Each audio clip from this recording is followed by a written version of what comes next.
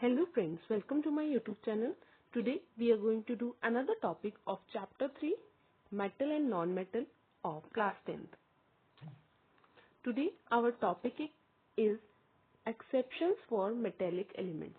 आपने देखा होगा जब भी आप मेटल नॉन मेटल पढ़ते हैं, आपने 8th क्लास में भी पढ़ा होगा या उससे पहले भी पढ़ा होगा, हमारा कोई भी अगर मेटल या नॉन मेटल की प्रॉपर्टी है तो वहाँ पे कुछ ना कुछ आपको एक्सेप्शंस भी मिलेंगे। एक्सेप्शन मतलब जैसे अगर हार्डनेस की बात करी जाए कि सारे के सारे मेटल नॉर्मली हार्ड पाए जाते हैं, लेकिन एक्सेप्शन में क्या है, मरकरी जो क्या है सॉलिड की जगह आपको लिक्विड स्टेट में मिलेगा। तो ऐसे हमारे मेटेलिक एक्सेप्शंस को आज हम पढ़ने जा रहे हैं।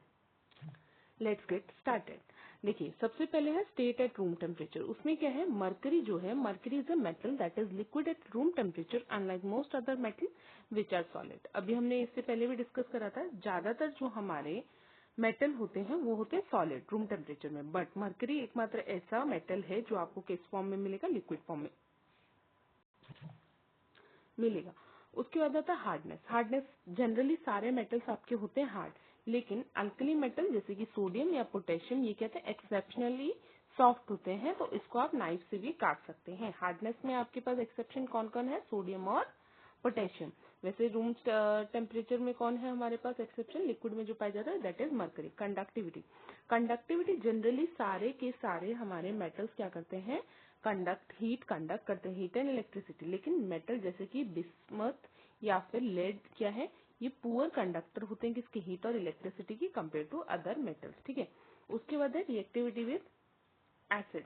रिएक्टिविटी विद एसिड में अगर हम चलते हैं, देखिए कुछ मेटल क्या करते हैं जैसे कि गोल्ड, सिल्वर, कॉपर, प्लैटिनम, ये कोई हाइड्रोजन रिलीज नहीं करते एसिड से रिएक्ट होने के बाद।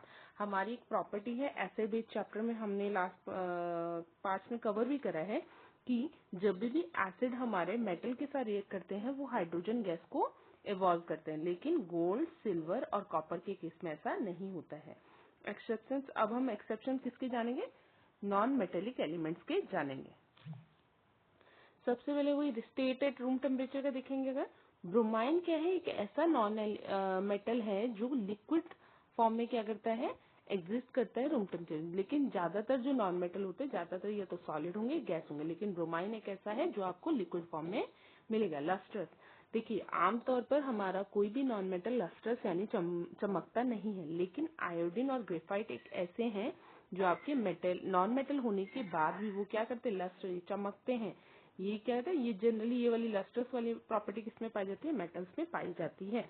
मेटल आपने ग्रेफाइट आयोडीन में भी ना देखा हो, पर ग्रेफाइट आपने पेंसिल की नोक देखी है ना, वो चमकती है, तो वो एक एग्जांपल है।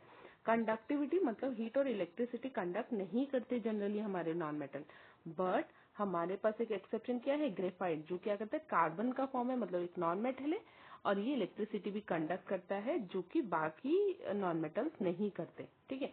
हाई मेल्टिंग पॉइंट, हमारा जनरली जो जितने भी नॉन मेटल्स हैं उनका लो मेल्टिंग पॉइंट होता है, पर कार्बन जो कि नॉन मेटल होने के बाद भी इसका मेल्टिंग पॉइंट वेरी हाई होता है।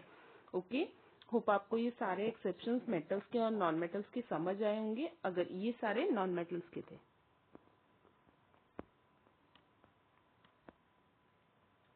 अगर आपको कहीं भी कोई भी दिक्कत है प्लीज कमेंट सेक्शन में हमें जरूर बताइए। And if you like our video, don't forget to like, share and subscribe to our YouTube channel. Please subscribe. It is really needed to give us support. Thank you for watching.